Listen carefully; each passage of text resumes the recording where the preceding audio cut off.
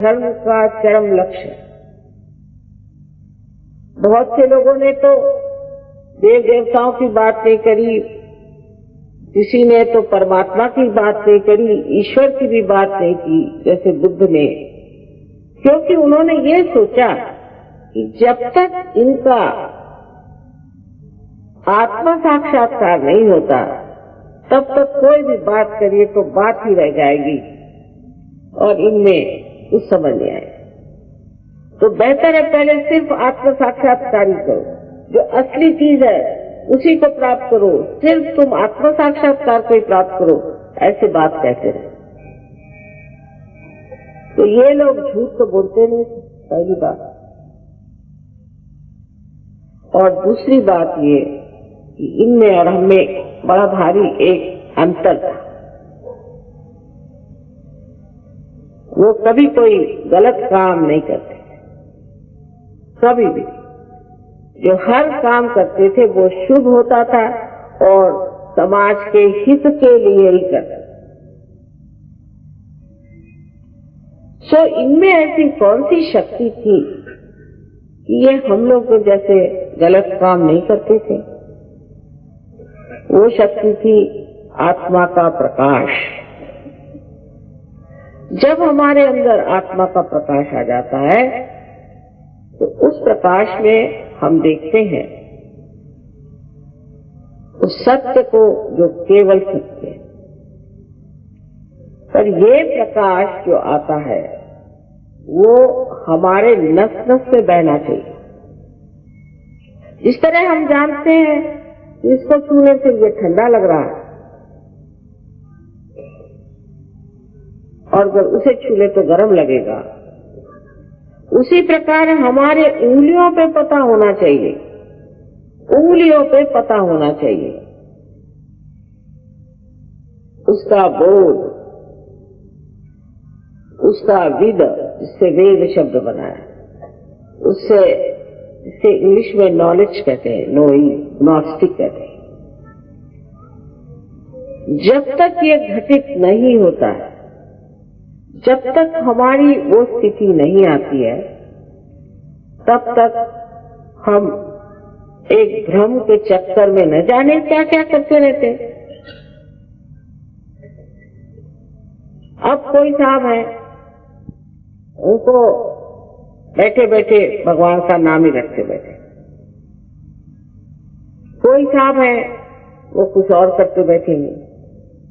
उनसे पूछिए कि ये सब करके क्या आप पाप रहित हो गए?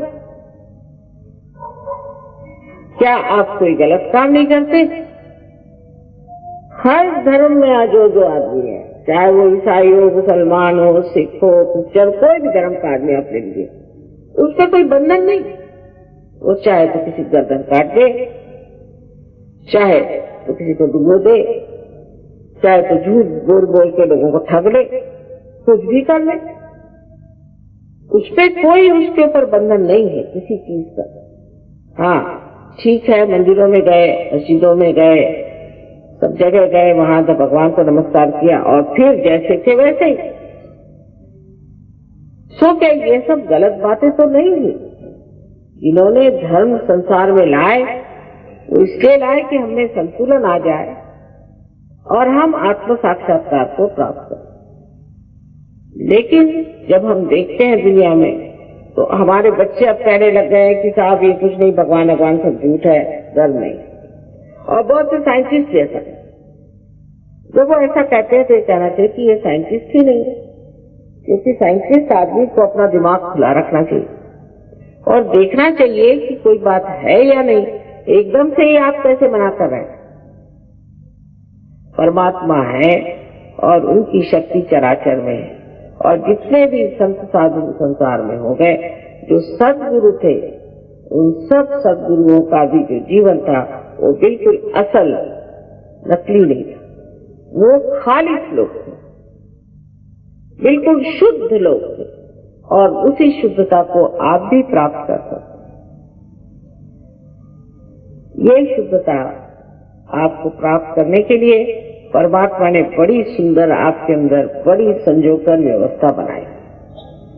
इसी ज्ञान को हम सहयोग में आपको बताने वाले हैं, लेकिन बताने से नहीं होने वाला, ये घटना घटित होनी चाहिए।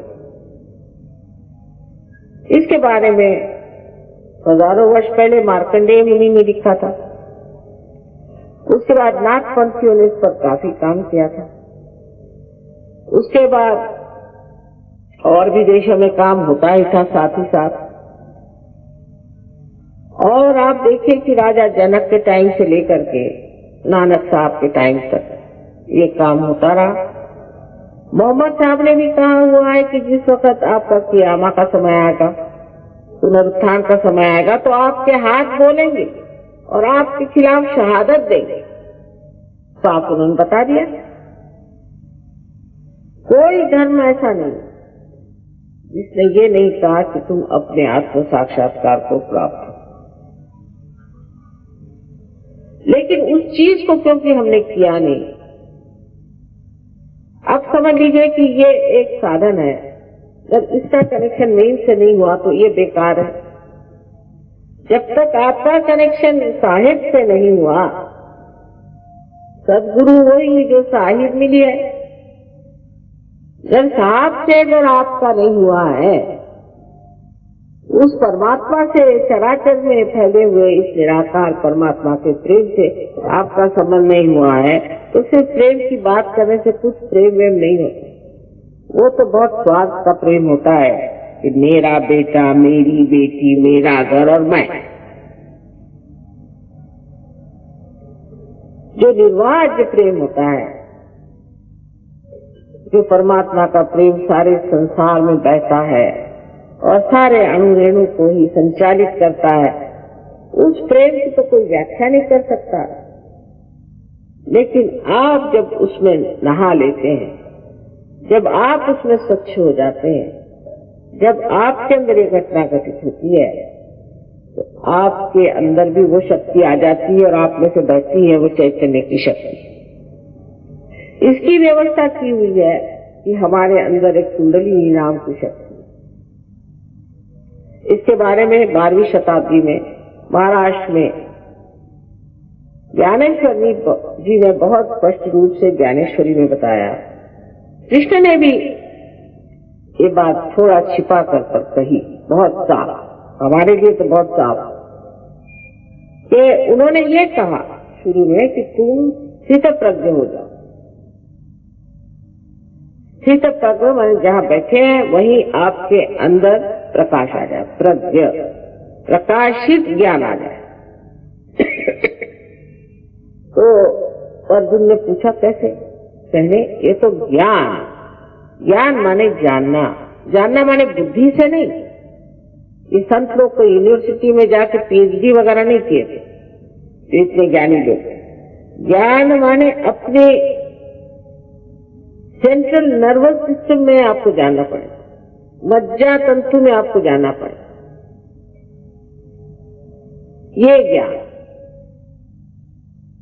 और फिर जब पूछा कि भाई कर्म की बात क्या, तो उन्होंने कहा कि कर्म करो, कर्म सब करना चाहिए, लेकिन सारा कर्म जो है वो परमात्मा के चरणों में छोड़ दो। ये देखिए कितना होशियारी से बताई हुई बात, ये हो ही नहीं सकता। हालांकि बहुत से लोग हैं वो किसी को मार डालते हैं तो भी कहते हैं सामने मार तो डाला, पर कर्म परमात्मा को छोड़ दो। कभी भी मनुष्य कर्म परमात्मा को नहीं छोड़ता है। जो भी करता है सोचता है मैंने किया है, मैं इसका करता हूं। ये उसके अंदर से बात जाती नहीं दिमाग, कब जाती है? जब वो आत्म साक्षात्कारी हो जाता है, तब वो तृतीय पुरुष में बोलता है और कहता है ये हो रहा है, ये चल रहा है, ये बन रहा है। मैं कर रहा हूं कभी नहीं कर, मैं कर। जैसे कबीर दास जी ने कहा कि जब बकरी जिंदा होती है तो कहती है मैं, लेकिन मर जाने पर उसकी आंतों को निकाल कर उसकी जब कुर्सी बनाते हैं और धुनकर जब उसको लेके चलते हैं तो ढूंढते पर वो बोलती है तू ही तू ही तू ही। कितनी सुंदर बात बताई। एक जुलाहा थे लेकिन क्या बातें करी। तो उस परमात्मा के साम्राज्य में रममाण होने के लिए मनुष्य को कुछ करना नहीं पड़ता है, सहज। कोई सी भी जो बात बहुत ही अपने जीवन के लिए बहुत जरूरी होती है, उसके लिए प्रयत्न करने से बिगाड़ आ जाएगा। जैसे कि हमारा श्वास अपने आप करता। अगर इसके लिए हमें कोई गुरु करना पड़े और किसी गुरु को पैसा देना पड़े या किसी यूनिवर्सिटी में जाकर इसके लिए डिग्री देनी पड़े या हठियों में अपने सर के बल खड़े होना पड़े तो हो गया, सब लोग ऐसे खत्म हो जाए। इसलिए चीज सहज समाधि लाओ।